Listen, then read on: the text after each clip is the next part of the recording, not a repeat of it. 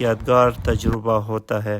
خوبصورت جھیلیں اور ریزورٹس، جھیل جینیوا، جھیل لوزرن اور جھیل زیورخ جیسے مقامات پر کشتی رانی، سوئمنگ اور دوسرے آبی کھیلوں کی سہولتیں بھی موجود ہیں۔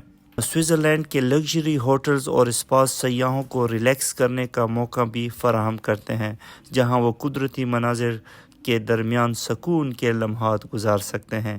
ایکو ٹورازم بھی سوئٹزرلینڈ کا خاصہ ہے۔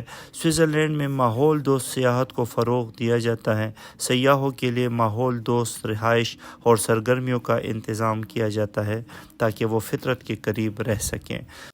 سوئٹزرلینڈ میں ہر سال لاکھوں سیاح آتے ہیں۔ 2019 میں تقریباً 11 ملین غیر ملکی سیاحوں نے سوئٹزرلینڈ کا دورہ کیا، اور یہ اعداد و شمار ہر سال بدلتے رہتے ہیں، خاص طور پر عالمی واقعات جیسے کہ وبائی